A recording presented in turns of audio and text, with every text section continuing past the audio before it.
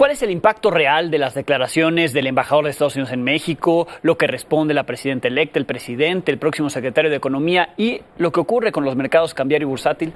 Bienvenida, Sof. Oye, hay esta película, Alejandro, que es cambiar todo al mismo tiempo en todos lados. Digo, ese no es el título exacto, pero siento que es un poco lo que estamos viendo con la intención de la reforma política al Poder Judicial. En concreto, no es equiparable, digamos, lo que ocurre en Estados Unidos, porque los 43 estados refieren más bien a, digamos, poderes judiciales locales, pero la iniciativa de no hacer vitalicia la posición no es comparable con lo que están queriendo hacer aquí en México, que es elección directa. Y tienes toda la razón cuando dices que Ken Salazar lo único que dice es, bueno, pues yo en mi espíritu de colaboración comercial, que es el principal interés de su país, dada la integración de los mercados norteamericanos, pues sale a decir que no es buena idea. Y claramente lo que no es buena idea y lo que me parece más preocupante es que en el mejor de los casos está hablando de la partidización de la impartición de justicia en términos de la elección de jueces y magistrados y ministros, por supuesto, y en el peor de los casos está asumiendo que hay o habría algún tipo de injerencia del crimen organizado en esta elección.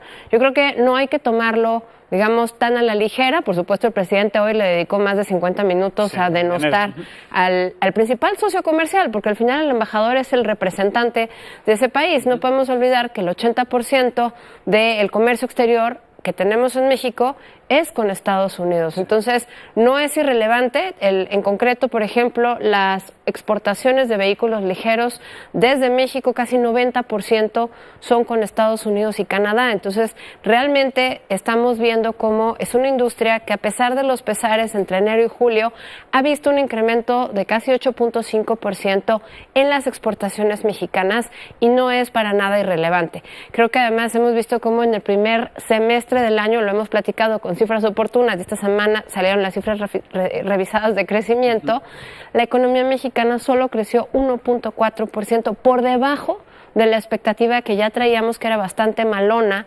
de las cifras, digamos, preliminares. Ahora, ¿cuál es el riesgo? Bueno, México está en un momento donde en el primer semestre pues tenía muchísimo gasto público por el tema electoral y cierre del sexenio. Viene un segundo semestre donde no se va a gastar mucho, por lo tanto no se va a promover el consumo y la economía no va a crecer tanto, la local. Tenemos, y mencionabas ahorita los mercados, el tipo de cambio, pues un contexto global complicado, porque vemos cómo el yen se fortalece y en la medida que el yen se fortalece el peso pierde relevancia. Pero por otro lado tenemos pues la aversión al riesgo de manera local, porque en efecto este tema de la reforma política al Poder Judicial lo único que está, digamos, denotando es una falta de interés en preservar el espíritu del TEMEC por varias razones. El mercado integrado implica no aranceles, implica confianza, pero también implica un trato nacional, más bien, a empresas nacionales y extranjeras sin discriminación de por medio.